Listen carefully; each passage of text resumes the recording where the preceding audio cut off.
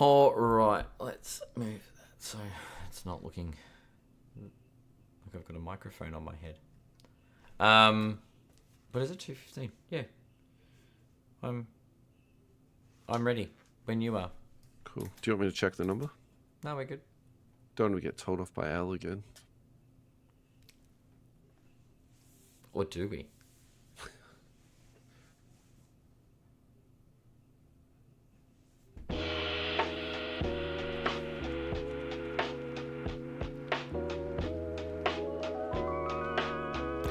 Welcome everybody to episode 215 of the You Can't Comp This NBA Trading Card Podcast.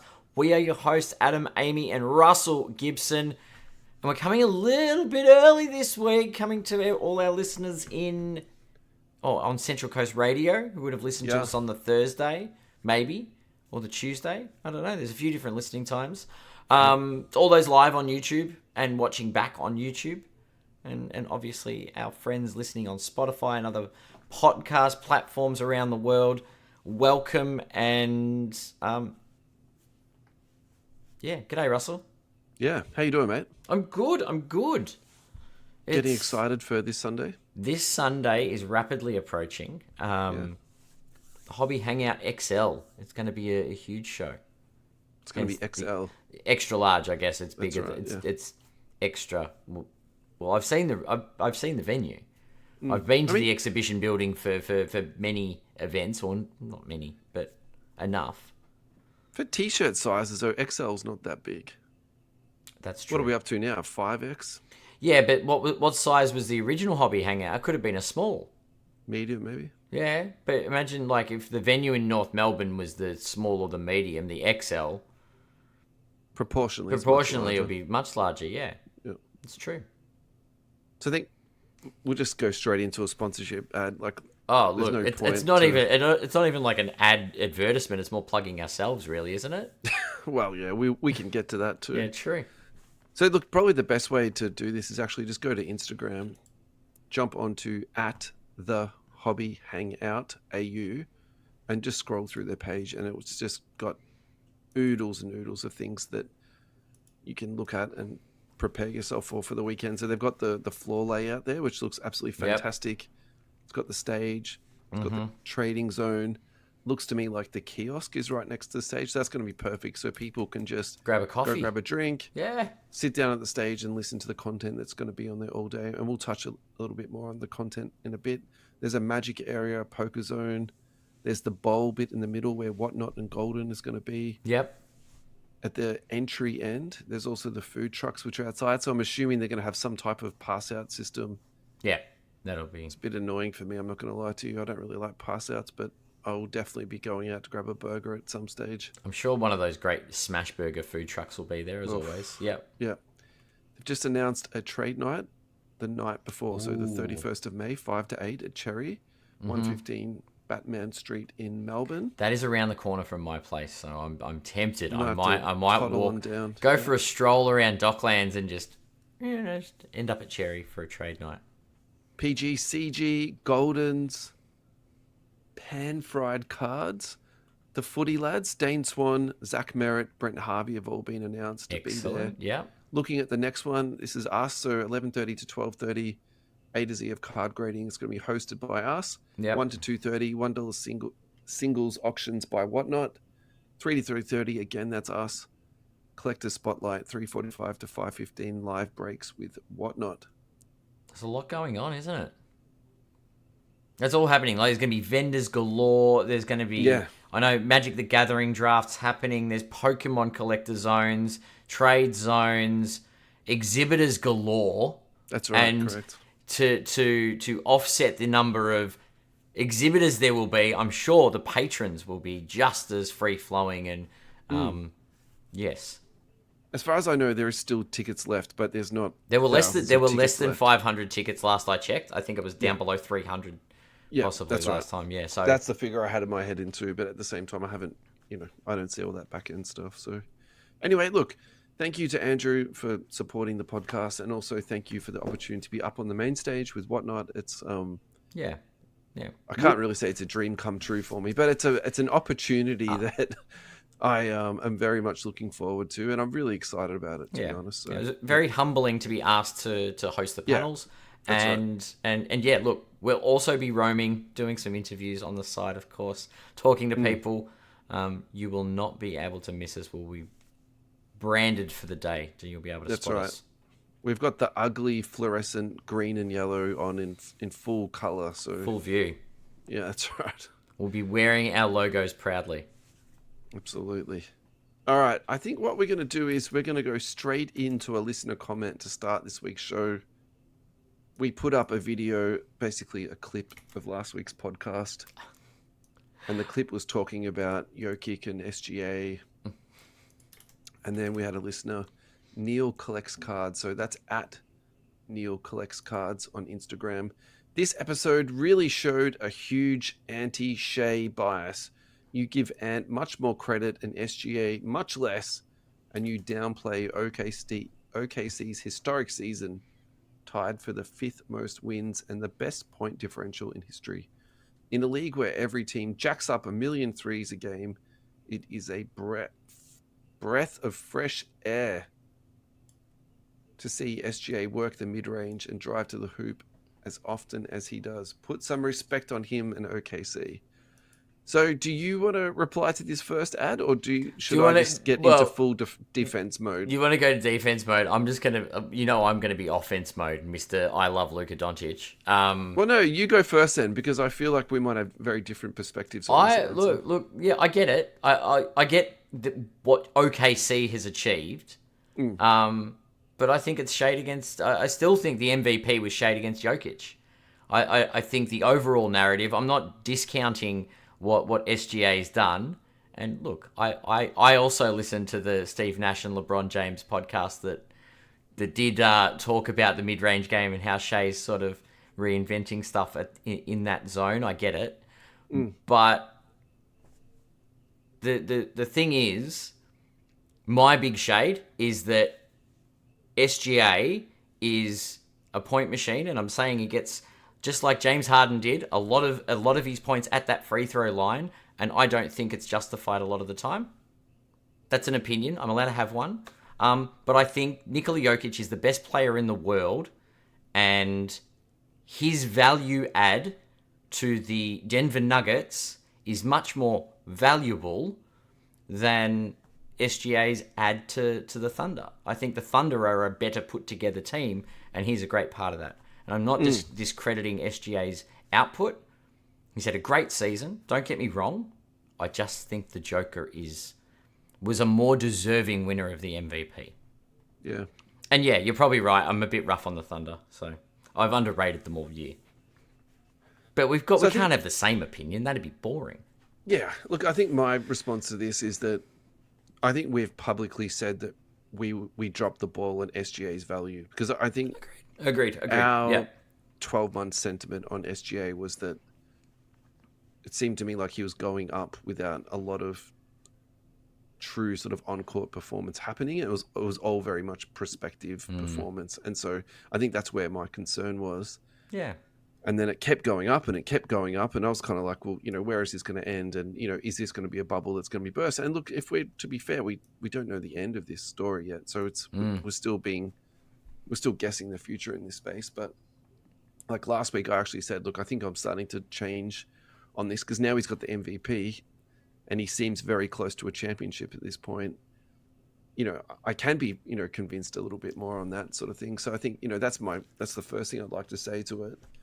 I think that in terms of the gameplay part, I think we've been speaking a lot this year about how that not every team does throw up threes, and we've been discussing that, on multiple occasions. So we've been talking about publicly trying to call Andrew Bogut on this comment. Yeah, that's right. We've been making jokes like that. We're going hunting for him at the Hobby Hangout to actually raise that point exactly, that not every team plays the same way.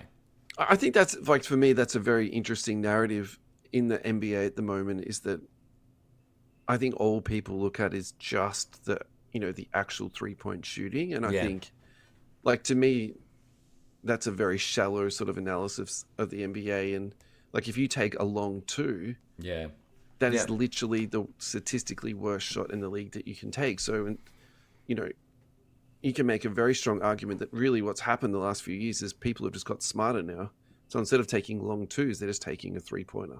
And I think, you know, that would change a lot of the numbers if you sort of compared those. And let's just say you called a long 2 or 3 now, what would actually the shot charts look like? Yeah. I think that's kind of, you know, that's a huge, I don't know how you'd even do that, but that's probably my opinion on that a little bit too.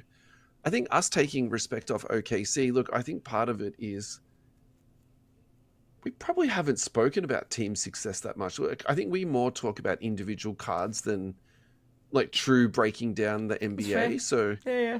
And I think I've been very obsessed with Jokic this year. I think that's probably, if I had to summarize or pick one player that I have spoken about the most this year, it's definitely Jokic. And probably this is where Neil's frustration comes a little bit with my opinion, is that with SGA winning it, I've actually said, Jokic got ripped off. So maybe that's also, where this comment comes from. Yeah, look, we're definitely ones that if we were in the media voting, our votes would have gone to Nikola Jokic. Yeah, mine would. No doubt. Yeah, absolutely. Anyway, so look, I'm glad that we've actually rubbed a few people up the wrong way with this. To be honest, I think it's because sometimes I think we're too neutral, so it's actually good fair. That we've laid our spot down. Look, I mean, I don't know if Neil wants to. The clip will go up for this week's show at some point. So if Neil wants to reply in the comments, I do have a question though. My question is, the one thing we've been critical of, or I've been critical of, with regards to this spike, is it people going too hard? Have we missed the boat on it? I think, personally, that the price is going too high. Now, that's where my question comes down to. Yeah. Have people gone over the top? Does that make sense? Like, is this a bubble that's going to burst and come back down to earth? Look, I think this is something we can look at right now.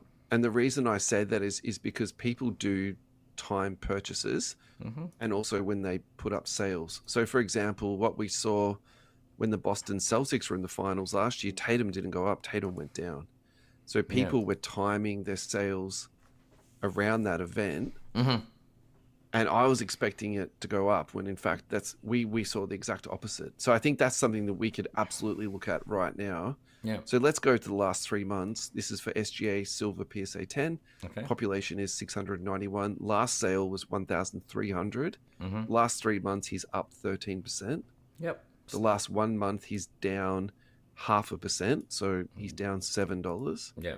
And then the last 2 weeks, he's actually up 7%. So 6 month data is very interesting. He's like doubled in price over a 6 month period, and I think that's where the concern lies. Because he has had absolutely insane growth. Now, look, I don't know, like someone like Anthony Edwards did it last year in the playoffs. He had that crazy spike where like he was going to be the second coming of Jordan, and then they lost in the Western Conference Finals. So I don't know, maybe I just. Not saying they won't win the championship because they've put themselves in a damn good position to do so. Yeah. But if he doesn't win, is this projection buying again? That's where my question has always been the value. Sorry. No, it's totally fine. Look, my answer to that is I think you can be spending 1,000 plus on this guy at the moment and be confident because of how good that team's looking moving into the future. And I suppose this is a pretty weak argument, but this is the question that I would ask to try and convince you if you're not convinced. Pick 2 NBA teams that could win 3 championships in the next 5 years. Had 2 teams that could win multiple championships in the next 5 years. 3 in the next 5 years. Yeah. Because for me, it's the Thunder, and then after that. For me, it's a really difficult one. Well, now that Luka's a Laker, I reckon the Lakers will try and help Luka win. So maybe, but that's a franchise thing. I think Denver will retool. I wouldn't say 3 out of 5 for the Lakers, and I wouldn't say 3 out of 5 for the Nuggets either. Interesting. Whereas the Thunder, I know the Thunder have got the draft stock. Yeah, the draft stock. I mean, the other team. Plus, they've got a young team, and it's developing, right? Yeah. Yeah, that's true. Based on the way they're constructed, you're right. The Thunder are a front runner for it. They've got all the picks Yeah, in the bag. We've seen teams manage that poorly, and yeah. I think someone tried to curse them by putting a photo of Harden, Durant, and Westbrook as a last time they were here kind of thing. I don't like that comp at all because we can look back at that Harden Durant team and say we know why they broke up. Yeah. They couldn't coexist together. Sure, But sure. you But look it's at the like, were they chemistry. too young and inexperienced, I think, is the comp, right? Like, Nah, last year no, they weren't ready. no, that's not true. Because think about what has Harden done his whole career? What has KD done his whole career? Jump from team to team. That was never going to be a happy, Of course. a happy boat sort of thing. Whereas you look at this Thunder team, like they hang out together and they're wearing do-rags together and doing all those like stupid photo shoots they do. And then he bought everyone a Rolex when he won MVP. Like that's you don't get that on every team. Like it's crazy. Hey, one more quick thing before we go to a break. SGA is 26 years of age, so he's not. I wouldn't even make the argument he's in his prime yet. We can expect him to get better. Anthony Edwards is 23. Jason Tatum is 27. He'll be back when he's 28, fully functional when he's 29. Jokic is currently 30. Jalen Brunson is 28. Halliburton's 25. So they're the sort of the other guys who I think are young and upcoming. How old's Luka? 25? Let me have a look at that. 26. Yeah. Do you know what I mean? Like he's the same age as Luka, and now they're going to have played the same number of NBA finals. Crazy that SGA's MVP before Luka. Yeah. Who would have thought? Same draft class.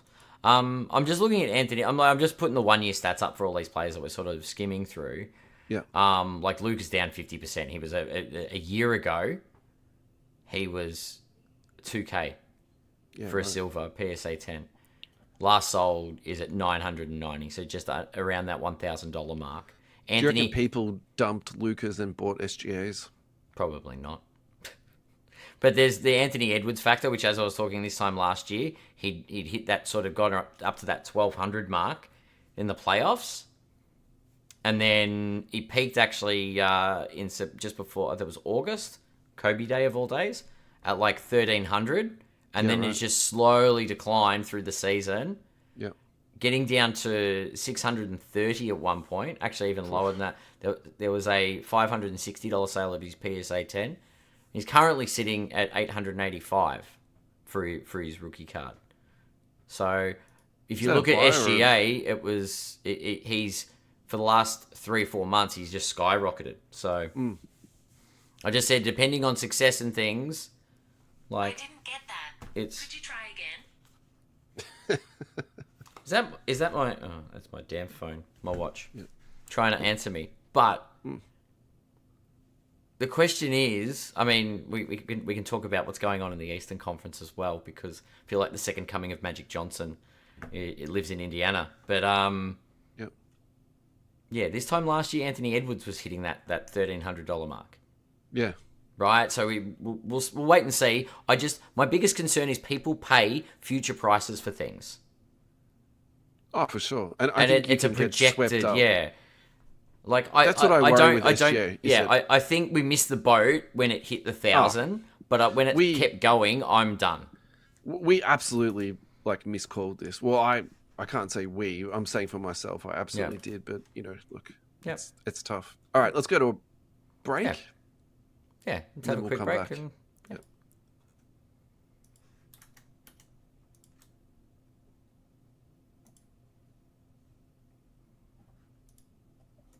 Alrighty, Ad, we are back. How are you doing, buddy? I'm great. Still excited for the weekend. And I've got that Shea talk out of my system. Yeah, so we've talked about Shea, but I think we should actually go back to the Western Conference and talk about the Western Conference Finals. I would actually like to break that down a little bit more. The one thing I want to talk to you about is, now I'm summarizing an hour of some very high-end analytical podcasting right now, but Kevin O'Connor did a really good podcast today about the Wolves and Thunder series. Mm-hmm. And my favorite part of that podcast was the analogy they made that Anthony Edwards is currently the James Harden of the league, where he's an amazing scorer. He's 3-pointers and at the basket. Yep. But then when he comes to the playoffs, he really struggles. Interesting. So I love that comp so much. And I think it's an interesting one, but I'll also probably say too that I don't think that Anthony Edwards is at the end of his developmental phase of his sort of career. So I think he'll keep getting better. I think remember when Giannis and Kawhi Leonard did this, where they improved something every year and they just got better and better and better. I think Anthony Edwards is that kind of guy. Yeah, and I think like the last couple of weeks we've been very complimentary about the Wolves and the restructure on the run that they've done of that team. But I do get the feeling that the Randall-Edwards pairing is not the best pairing in the league. And I think the other reason why I gave the Wolves such a high mark on that trade was the money that it saved them. So Karl Anthony Towns has still got 3 more years on his contract now that I believe Randall's going to be out of contract at the end of the year. Yeah. Be interesting to see what happens in that space. I actually hope they blow that space up. I hope they just go out and do something pretty wild, or they do something like let Randall go and then put Naz Reid into that and then try and rebuild their roster in other parts. Because, I hope they do something with it. Yeah. Yeah. Yeah, for sure. Like if they get creative, that would actually, really make me quite happy. And that's the other thing about Naz Reid too is like he would be a starter on just about every team except for the Wolves for some insane reason. So yeah. Anyway, and then the other thing they spoke about too was what you were touching on before with the mid-range game and how that in the playoffs, maybe this is why Shea is so good, is because he can score from the 3-point line. He can score in the mid-range, and of course he can get to the basket and draw a whole heap of free throws. So, maybe that's something that Edwards needs to do is actually, add that mid-range part to his game. And yeah. Well, and again, I had criticisms and once again, the game's officiated how it's officiated, right? It is how it is. But watching it, I feel like there was a what if it's a perceived bias towards, because the Thunder are a little bit smaller, they get away with more physical stuff, and Caruso got away with a lot of cheap fouls in the playoffs. And it could be a size factor. The bigger guys get called harder for it. I don't know. But they played Anthony Edwards very physically, and if you breathe on Shai Gilgeous-Alexander, he gets a foul call. That was all I got from watching games. And that's where the criticism comes from. I think the Thunder play very hard defensively. So do you reward that by calling fouls the other way against them? Do you know what I mean? I think to me there's sort of two separate conversations being had there. Like I think one is how much defensive pressure can you apply without getting called for a foul? But does one feed the other is my... No, I don't think so. I think it's two separate things. But I think traditionally what's happened in this league is that if you're the best player, you will get more calls. And he has literally had a crown placed on his head this series. So I think there is somewhat, whether it's, true or not. Yeah. Jordan used to get favorable calls at the end. LeBron used to. Maybe we're going to give the Jordan treatment to Shea and the Kobe treatment to Edwards. He's the villain. I actually felt a little bit uncomfortable even saying it at the time. Look, I don't know whether that's right or wrong. Anyway, Look, let's just really quickly talk about Edwards again. Do we need to talk about that again in terms of pricing? Is that he's at $885? No, he's at $885. We know that. Look, so my question is to you: is that a buy though? Because he's had a lot of success in a pretty short period of time in a league that is ultra competitive. I don't think this team is built that well. I think that they've got a good front office that will keep improving it. I expect Dillingham to be better. I don't think the Randall thing I think Randall's done. the end game. Look, I don't think Randall's the end game. They'll retool. Yeah. But they were outclassed in this series. Yeah. And the funny thing is, I think the reason they took this in Game 5 is not because of Shea. I think that block by Chet in game 4 is the sealer. Yeah. It was that block by Chet. So Like, actually, thank you for saying that, because it seems to me like the narrative at the moment is that it's SGA and then Williams is number 2 and then Chet is number 3. nah. I'm actually far more excited by Chet as a prospect, even though he's a big, and that sort of goes against the grain of, the guard collectability score that we spoke about a few weeks ago. I actually get a lot of Kevin Durant vibes from this kid, in the fact that... Don't curse the guy. No, just like how much he loves the game. Yeah. And it just seems to me like all he does is just lives basketball. Like, it's not like a job for him. It's literally his life. Like, his life, and all he loves to do is just to play basketball. Yeah. I really get that vibe from him. And I just think that his skill set is so dynamic. And look, I don't think that block that you were referring to, I wanted to bring that up on today's show. I don't think it's iconic like the LeBron James block from a couple of playoffs ago. However, I think it's just as impactful. Correct. Yeah. I think, no, but it could have changed the series if he didn't get it. Correct. Like, the Wolves 100%. could have turned it around, and we might be talking to this going to game 6 or game 7. Yeah, and I really feel as though we focus so much on clutch basket making, but actually, like, clutch defensive plays is arguably as important, or maybe even more important.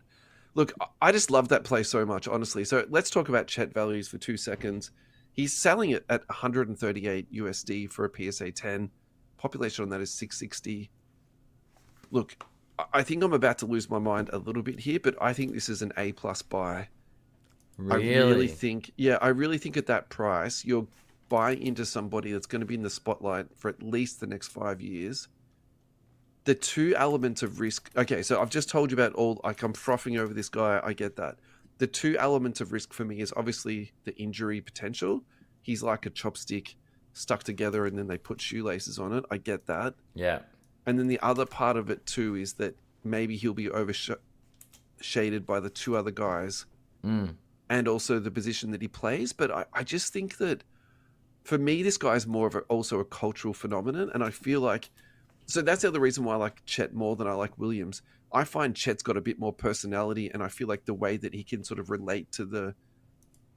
I want to say the common man, but I just think people in general. Yeah, he just seems to be like a bit more affable to me, and actually maybe even a little bit more relatable than SGA. Like, I find SGA a bit kooky or something.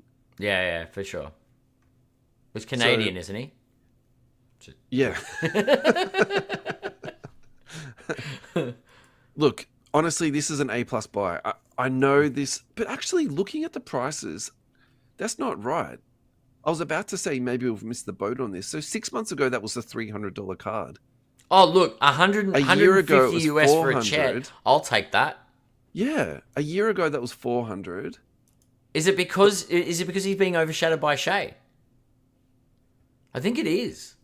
I don't know. Does it directly correlate with the drop in price? Look at the... I've gone the 2-year history, right? Yeah. And the way the graph goes, like, it sits around that 2 to 250 mark a lot, pops up a lot, then...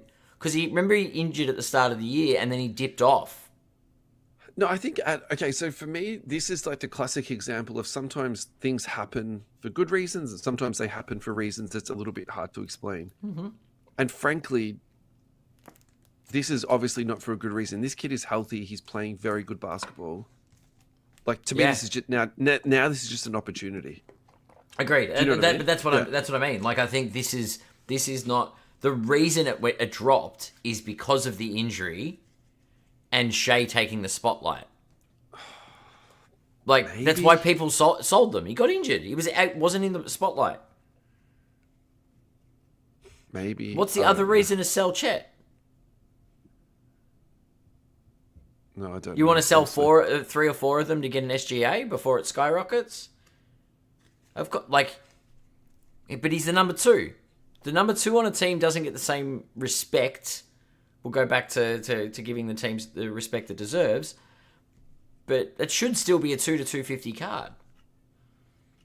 Yeah, but I also think too sometimes it's just good to be like, Oh, it's a buy for me. It's Yeah. You just sort of find something that's at the right price, and then you have to be opportunistic. And I think, Someone takes an offer of 150 on the weekend. I will Yeah. be buying me a Chet.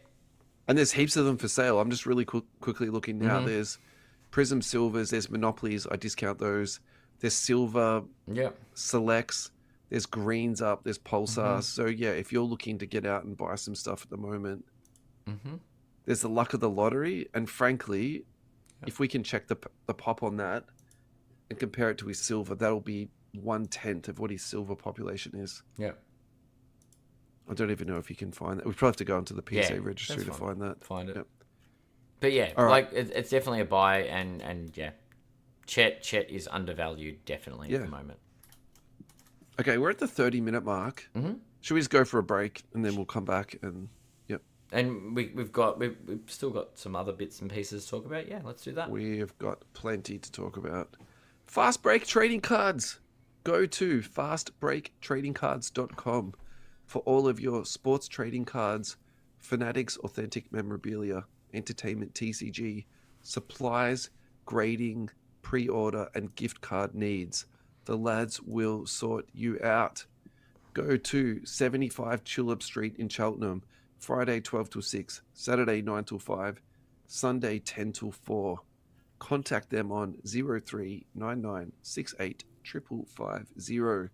The lads have fantastic customer service and card related needs. Alrighty. Now let's do something different this week. Let's go to sports trading cards and basketball. I would like to find some Prism retail. Here we go. 21-22 WNBA Prism Hobby Pack for $20. I think I'd like to get some of those. Here we go. This is what I want to talk to you about. 24-25 Panini Prism Basketball Fat Pat Box for $4.20. So if you're looking for the manga cards, which are in the retails boxes, that's what you want out of that. Prism Basketball Fat Pack for $35. So I paid $37 this week. Mm-hmm. So actually that's a marginally better price there. They got retail packs there for $10. They got the retail boxes for $240, which is a pretty good price off the top of my head. And they got blaster boxes for $70. It's so funny for me. I'm kind of like $50 is my sweet spot for a blaster, but you try getting a blaster for like less than $50 these days. Honestly, It's impossible. So yeah, true. it's just like unfortunately, the world we now live in. Yeah. Would you like 2 fat packs or a blaster? Probably I'd go for the blaster, to be perfectly honest. Probably. Yeah. I don't know. Just keeping in mind. Yeah. So the lads didn't ask me to spruik this. This is just something I'm really into at the moment. The manga cards are in the retail boxes. So That's crazy good. Yeah. there's definitely some high hit potential in those boxes. Yeah. So guys, Fast Break Trading Cards will be at the Hobby Hangout XL. Go down to the table and say hello to them. Tell them we sent you. Yeah, specifically. Yeah. Collect Fest. They're a direct partner of Collect Fest. So guys, congratulations on that appointment. They're also direct with Top/Fanatics and also an authentic memorabilia partner of Fanatics. So yeah. Thank you so much to the lads at Fast Break Trading Cards.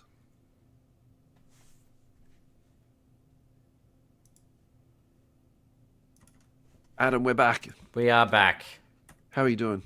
We're at the halfway mark. All downhill from here. Not in a All right, bad way. No, definitely not. Let's talk Eastern Conference. Yes, let's.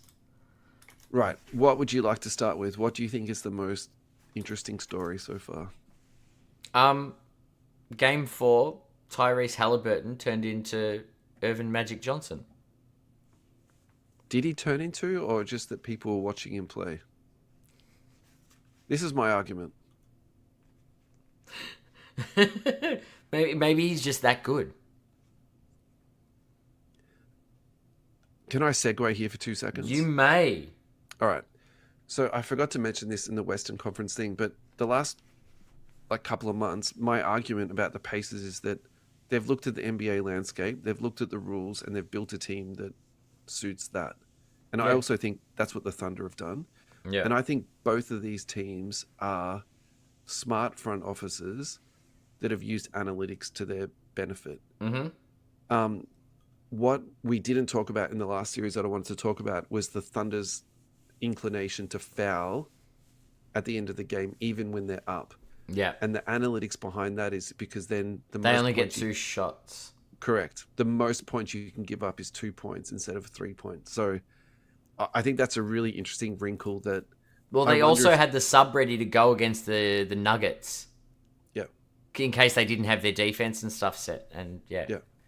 That the refs had to, because Jokic would demand the ball and they would have someone lined up as if it was going to sub. So the refs would always check to see if there was a sub to bring in. So they wouldn't give Jokic the ball.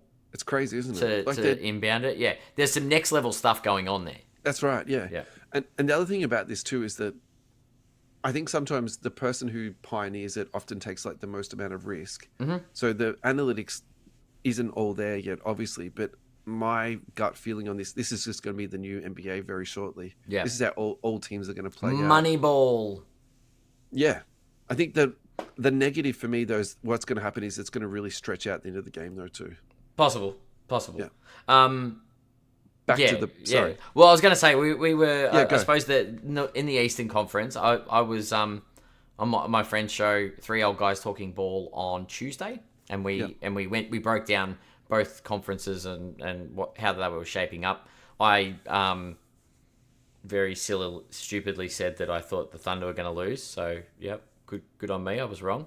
But I did say, and we all agreed, that Thunder in the finals on the Western side, if New York get through, the Thunder take the chip. But if the Pacers get through, they are going to challenge the Thunder. I think it's actually going to... It should be a good final series. It's going to be high-paced, that's for sure. Yeah. My gut feeling is, though, that the Thunder are just a much more polished team than what the Pacers are. I feel like the Pacers are underrated. I think they're better than people give them credit. They were there last year at the Eastern Conference Finals. I feel like you're talking to the Pacers fanboy at this point. Like, honestly... Who else has spoken about the Pacers as much as we have? Reggie Miller, probably. Does he have a podcast? No, he doesn't. He doesn't. I don't think Anyway, like, I'm saying this with all due respect. I think the Pacers have been great this year, but if they make the finals, they've overachieved. Yeah. Like, they make the finals. Whereas I thought they were going to get knocked out of the Thunder- Eastern Conference Finals, but sure, yeah. Whereas most people at the start of the year were like, the Thunder have got enough talent to make the finals, right? Yeah. I think that's the difference in my mind, and that's as simple as it goes. Yeah. Anyway, let's talk Halliburton, prices. 32, 12, and 15 Yeah. in Game 4. Yeah. It's insane. Wait, 4 steals? Oh, do you know what he didn't get? Talk to me. We didn't get any blocks, but he also didn't get any turnovers. Yeah. He has a knack of doing this. And OKC might have some crazy good defense, but that Halliburton is next level when it comes to controlling the basketball. Yeah. So the really interesting thing here is that twice in this series, the Pacers have scored 130 plus. I actually think they've still got room to move on that. Like if they score 140 in the finals, I won't be. They are a high tempo, high volume team, and once again, it's an insane stat line. Look, I think if you want to go back and watch a good game, Game 3 was excellent. That was the game that New York won. I think if you want to see a good individual performance, then you watch Game 4. And if you want to see something crazy, watch Game 1. Yeah, it's been a great series. Yeah. I think for me, the really interesting narrative is like, what will the ratings be when you get to the finals? Because it's not Boston, LA. Yeah. Correct. It's a really interesting one where if you have, and realistically at the point in time now we're looking at is Pacers and Thunder. And I just don't think the NBA executive were dreaming of this scenario sort of moving forward. So if the Lakers just happen to get some crazy deals that go through in the off season that tool the roster, maybe it's to help the Lakers get there for the ratings. What? Maybe. Yeah. Yeah, maybe. Anyway. I don't know. Tyrese Halliburton. All right. So I think Halliburton's the one to talk about right now. He is if you look at his card ladder, it's literally just a needle of so scopes. spewing. We should have bought straight it up. when it was at that $200 mark. Look, I've actually got a fair bit of Halliburton, and so I think so this is a question for myself, but it's also a question for you. It's like, do you sell at this point? But I think he's got another level to go. look, I think now is a good time to sell him because obviously he's either recovered significantly. Depends where you bought him. I've got the 2-year graph up right now. Yeah. So at one point he was up to 500. Mm-hmm. He's currently trading at 395. So look, if you bought anything less than the peak, the probability is that you're now going to flip and make a little bit of money. So that's great. If you want to roll it into something else, turn it into a PC piece, do it. I think that's a good move. But for me, the really interesting argument is like, he's young still. Is there any harm in waiting another 12 months? Is there any harm in waiting another 2 years? Look, I'm really... It's tricky, isn't it? I am going to wait. I'm not in any huge rush, but at the same time, maybe the sensible people are like, just take the money now, and he's as hot as anything. Yeah. And then you just roll in the profit, I suppose. But so the last 3 months, he's up 111%. So he was sub 200. Mm-hmm. Now he's nearly up to 400. 400. And look, once they make the NBA finals, and then depending on the result, who knows? Well, I got to say though, that to me, that fits the Jason Tatum narrative of like, you buy him up and then you sell him during the finals. Yeah, that's fair. That makes sense to me, especially with Halliburton. Because everyone forgets about Indiana in the off-season. Yeah, but also too, like we've spoken about this, if you look at his all-time graph, he is up and down like a freaking yo-yo. Yeah, true. I think that's the thing about Halliburton. If you buy into Halliburton, you are buying an absolute... roller coaster. Yeah. So I think the other one we need to talk about is Brunson, because he is taking an absolute beating at the moment. And look, this series is not over, so I might look like an idiot after what I'm about to say here, but I am going to predict that Brunson is taking a beating at the moment in terms of he's not. He is exponentially up at the moment. Oh no, actually, wait, here we go. So take it to the last 3 months, and so his last 3 sales, or let's do the last 5 sales: 400, 360, 425, 320, and 250. So obviously the market sentiment is in on this. Clearly those purchases there were in mind to do it for the finals, but now that he's effectively getting kicked out of the playoffs. Yeah. He's on it's declining pretty quickly, actually. Yeah. Maybe they're getting off Brunson to get on to Halliburton. Yeah, or Chet Holmgren. Chet Holmgren. Yeah. What else do we need to talk about? Last week we spoke about Naismith. I think that's fine. Anyone else that we need to talk about Turner? in this series? No? Karl Anthony Towns. Do you want to do him? Cat check? Yeah. Right. Karl Malone came up for me when I started searching for that. We're not ready for a Karl Malone conversation, are we? No. Look, he's currently trading at 250. He was at 350 3 months ago. Look, I think this is a PC purchase at this point, honestly. Yeah. All right. Yeah. Final thoughts on this series, Ad? Pacers in 5. Pacers in 5. Yeah. Or 6. They'd probably lose in New York tomorrow.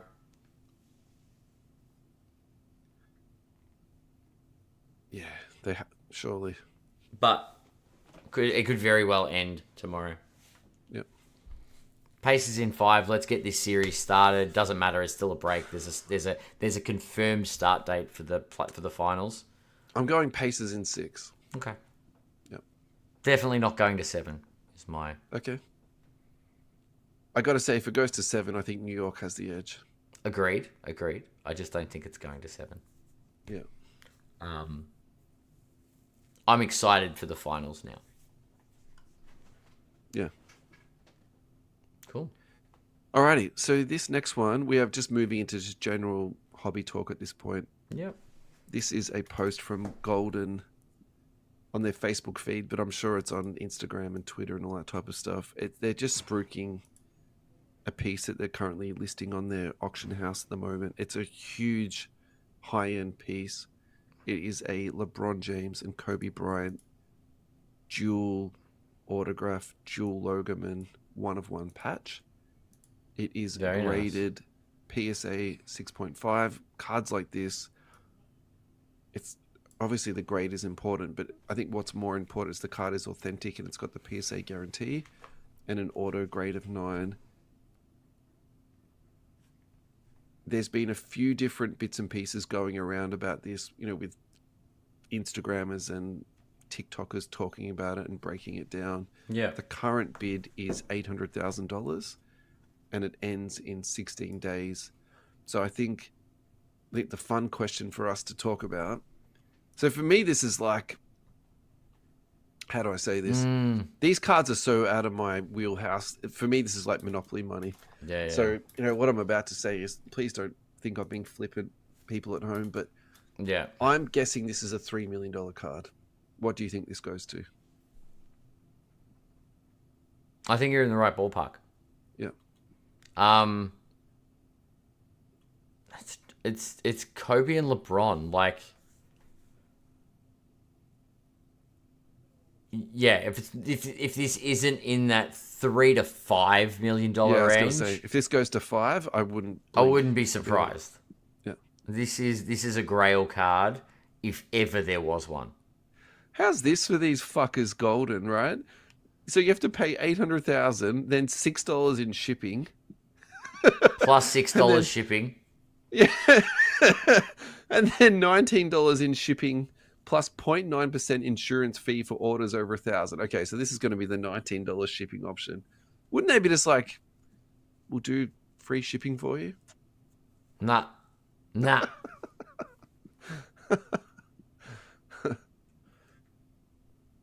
Wow. Really quickly before we head off to our next break, do you remember a couple of weeks ago we spoke about Veriswap and how that there was a card that wasn't insured? that went out? Yep. So there's the process there, how you solve that problem. 0.9% insurance fee, Yeah. and that's just baked into the price. That seems easy to me. Golden's makes 0.01% on that. Mm. It costs them 0.8. They charge 0.9. Not difficult, is it? The whole world wins. Easy peasy. Yeah. All right. Let's go to a break. Final break. Yeah. US Sports Cards Australia. Thank you so much for re-upping and pledging, I think, 24 more episodes of support, minus the last 2 that we've done. So another, say 22 episodes. Thank you so much to Ross and Michael for your ongoing support. Now, the main thing that Ross would like to discuss on today's advertisement is his ComCA, which is a consignment card service. Follow him on Instagram, comca.tradingcards.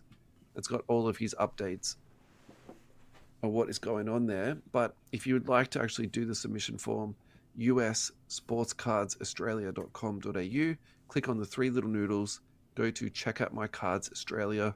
There you'll find your seller login, the submission form, and also their policy and their terms and da-da-da-da-da.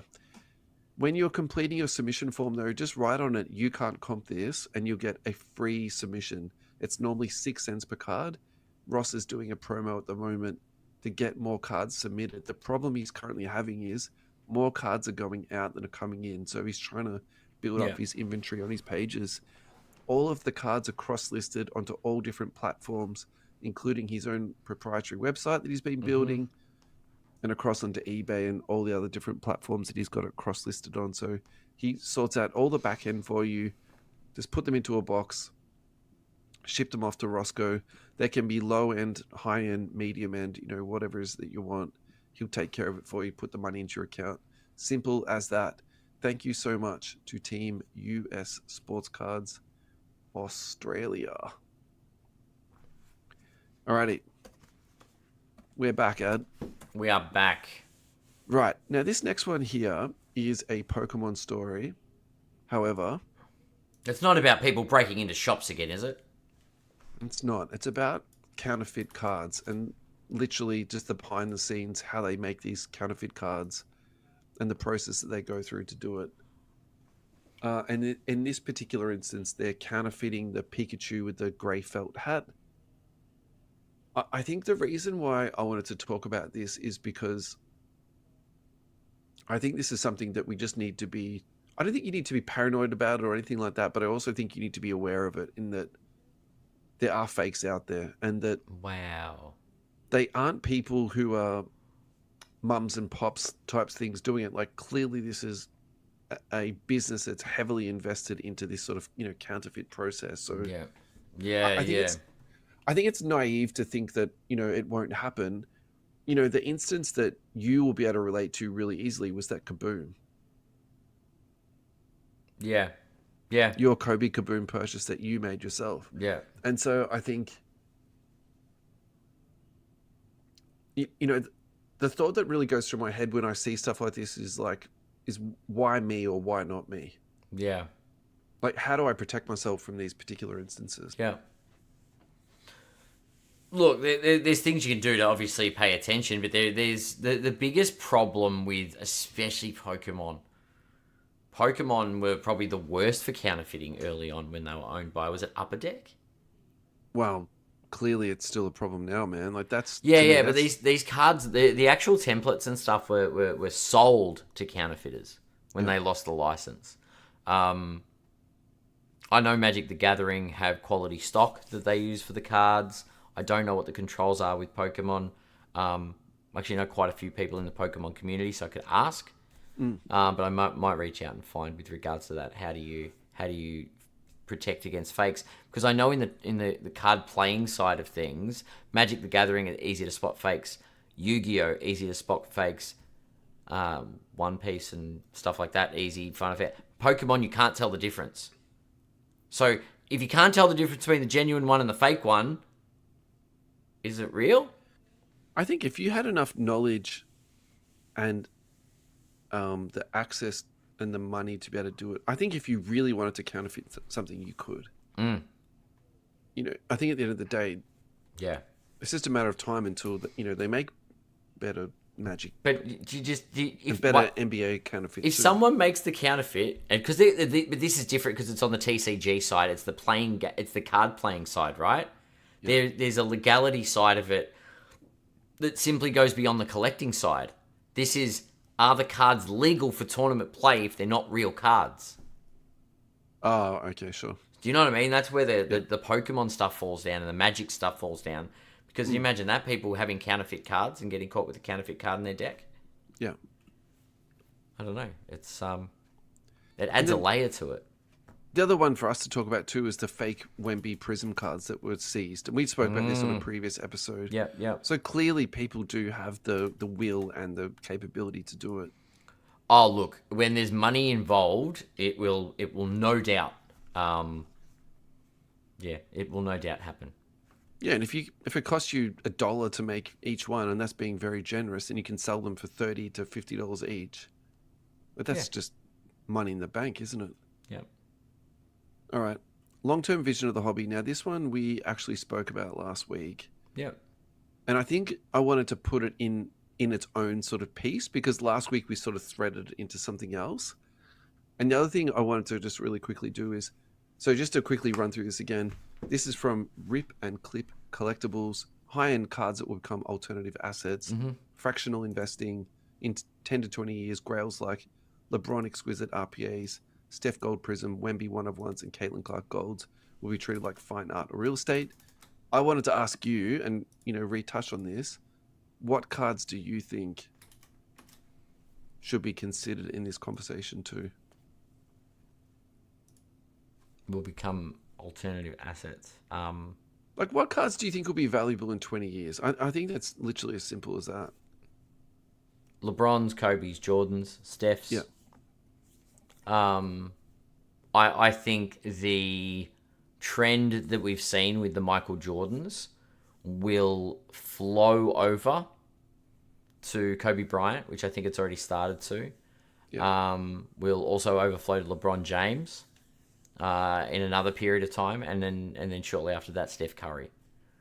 As they retire, you watch. There's a gap of time, but then those cards will become it because it. If one lot of cards becomes unattainable, then the next rung down becomes the thing. It's very interesting. People don't tend to go for the PSA 9 version of a card. They go for a different card in a 10. Yep. It's or the alternative to that is maybe PSA 9s become sought after. I doubt that, but yeah. Yeah, so I think I'll just do this really quickly. I think we don't need to spend heaps of time on this, but obviously like Kabooms, I think that's the one card for me. Kabooms are huge, yeah. Inserts. So I had dinner with. Actually, I'll do a shout out now. Dean Ewan, you're probably not listening because you did say that at dinner the other night. You don't listen to the podcast, but I hope you're well, mate. We caught up for a burger on Tuesday night, and we were talking about PMGs versus Kabooms and the price differential, and we're talking about a recent sale of a Tom Gugliotta red PMG that sold for nearly 10,000, right? Mm-hmm. Whereas at the moment you can buy a Kobe or a LeBron Kaboom for less than 10,000 USD. Yeah. And so it's like, at what point will that flip around and then start to go through the roof? Yeah. So like, how many years do you have to wait, basically, for that sort of PMG effect to happen? So for me, that's one narrative that's Is pretty the firm answer in like my 20 head. to 25 years? Yep. That's probably the right answer. Yeah, it's about 20 years, but we're already halfway there on some of these cards. So, but this is what we talk about. We talk about future prospecting, and we're like, "What's the 20-year price?" And it's funny that we're seeing these spikes with MJ in the 25-year window. Yeah, I wonder if that's to do with like the sort of the collector maturity too, of like people who are still in the collecting game. Yep. They want to get something that's a bit more higher end, but they don't care for all this ultra modern stuff, and they want to go back and. Yep. Anyway, there's a lot of, so, So I think that's something. I think the other thing too is to consider is like, what are the crossover type cards? So we had the Net Marvels cards, but one other one that I've been thinking about a little bit lately is the sneaker spotlights. Okay. So we know that there's this huge sneaker flipping audience out there that live their whole lives through sneakers. And so there is now this beautiful card set that's out there that has all the big names in it. It has beautiful shots of the shoes and also on-card autographs on a relatively premium card. Like Noir isn't high-end, and it does have some problems with their end product. However, those acetate-type finished cards seem to be cut pretty well. So I think that's the other one, which I think you need to look at and say, look, what is something that maybe could go across into a different pop culture genre that isn't just basketball too? And I feel like for me, that's another one too, that I think is going to really, at the bare minimum, hold its value, if not just keep creeping up over time. Like I'm looking at a Chris Paul one at the moment. Yeah. It's a brand Jordan shoe. It's a really cool looking shoe. And then of course it's got Chris Paul's, picture on it and also his autograph. Like that's a hot looking card, honestly. Yeah. What about blank slates? Look, I think blank slates are good, and I think they'll definitely hold their value, but I would also probably say too, not as much as a Kaboom. Okay. Do you think the new generation of Kabooms that are in Revolution will hold value the same way the previous ones did? So if I'm getting my numbers right, this is the final year of Panini. So this is the last Kaboom we're going to see. Yeah, probably. So I think for them to go back to the start, it's almost like the circle of life type narrative for me. Oh, look at you getting all sentimental. No. Fair. I like it. I don't mean it in a sentimental way. I'm trying to observe, like, what is Panini trying to craft here? Because they do like to craft these narratives. Like, they're not complete idiots. Alrighty, this ties into the previous post we were just talking about. This is from Card Ladder headlines. 2009 Topps Chrome Steph Curry Gold Refractor. This just sold for $237,000, nearly $238,000. So the really interesting thing about this, and what we should probably do now is go to Card Ladder and look at his total indexes, is because a lot of these really high-end Steph Curry cards haven't been sold for 5 or 10 years. And I think the reason they haven't sold is because... it's baseball, Adam. People are just holding, knowing that it's going to keep, trickling up in the right direction. So for me, that this is a really significant sale because it gives us a really good insight as to how far has the Steph Curry market moved in the last 8 years. So I'm actually really interested in this, and I'd love to hear your thoughts on it too, just because it's numbered to 50, it's PSA 9, it's population 4. That's a huge effing sale. Like, $250,000 US for a gold refractor. It's insane. I don't think this card would... I don't think it grades well. And there's only 50 of them. Yep. Yeah, I'm just going into the pop count stuff, the gold. PSA 10. What? Gold. Hang on. Oh no, that's the gold to 2009. That's a different card. Oh, it doesn't have the pop count. Doesn't have the number to 50 report. Anyway, might have to go through the register. Well, The gem rate is low on the number to 2000 at 9. Oh, I get where you're going with this. The gem rate on it is 2.5. Yeah. Which is very, very low. So you imagine 4 PSA 9s, this will be hard to gem and get a 10 out of, right? So maybe it is it's rare air sort of territory. Yeah, I just think it's going to be really interesting to me to sort of keep an eye on this over the next few years. And this is something we already know that his value's gone up exponentially, but it's He's just the kind of fourth guy on Rushmore, right? just how much has it gone up? So now we're actually starting to see some data come out on this. I'm not expecting more data to, sort of rush out. Like, this is actually a little bit of a surprising sale for me. So where does he sit? Is he the greatest point guard of all time? Hard to put him on. Yeah. What, better than Magic? Is that that's what the you're question? But that's a legitimate question because I know on the top of the mountain it's like Jordan, LeBron, Kobe. Yeah. Are we throwing Steph up there? And if we're throwing Steph up there, does that mean he's better than Magic Johnson? Or he's just more impactful? He doesn't have to be up there for his position, like his impact on the game. But I feel like he's the next person on Rushmore, like at the top of the mountain. I'm happy to answer this right now just because it's fun to have a chat about it. But at the same time, too, I probably think I need to actually sit down and do a bit more research onto this. I think also, too, I'm so influenced by my own sort of current bias. And maybe if I lived more in the Magic Johnson era, I would feel differently about Magic. But my takeaway on Magic is that he just wasn't there for long enough. That's fair. And his career was just horribly, cut short. It was cut short. And that's the saddest part of it. Yeah. Agreed. All right, just really, really quickly. I was trying to find Steph Curry on the index. I couldn't. However, Pascal Siakam is in the index and is shot right up. So that's something to really think about. If you've got some spicy peas sitting around you want to flip, which I do, I might actually do a little sale for that. Nice. The other one I just saw in here too is Tim Duncan. The debut card, which I love that from 1997, the finest card, base with coating. That's also spiked up the index too. So that's a really interesting one. Like sometimes these random cards just sort of pop up the index. Yeah, that's true. All right. As always, we like to finish with an MJ. So I think in true, you can't comp this. We haven't got through everything. Of course we haven't. Always, but that's totally fine. MJ. Oh, look at this for a way to end the show. This is from our friends at Card Ladder.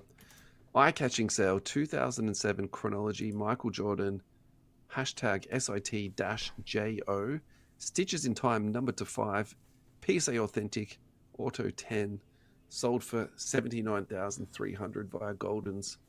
So, you can make the argument, do you want 4 of these or do you want one Steph Curry PSA 9? Why did this only sell for $80,000? It seems low for me too. Did we talk about this card last week? No. I feel like we said this. Maybe we did. Maybe we did. I don't know. Jordan is This one is of a- those hard ones. I just don't know how to. Very middle-aged guy. thing to Chronology, say, isn't Michael it? Jordan. Who made the card? It's an upper deck card. Upper Deck, yeah. I Look, don't I think that's understand. I think it's so unders for that card. That's a 10. For me, that's an absolute 10 for the purchase. So whoever got that, congratulations. Again, Monopoly money type purchase, but at It's the same time. crazy though. 79,000 to me. Numbered to 5. I don't know. I tell you what, it's possible we've already spoken about that card. So can we finish this week's show on a different card? On another Let's do Jordan. this one.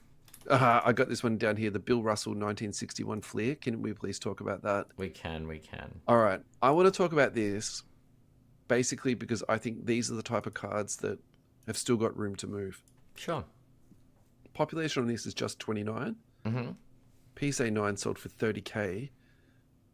I really think these type of cards move into the future are going to keep going up in value.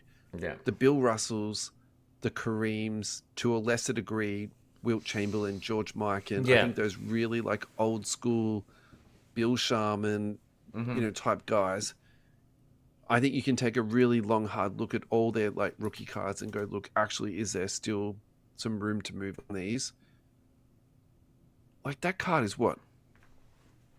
40, 60 years old. Like that really hurts my brain to think it's been floating around this earth for that long and it's still in a PSA 9 condition. That's crazy, isn't it? Yeah.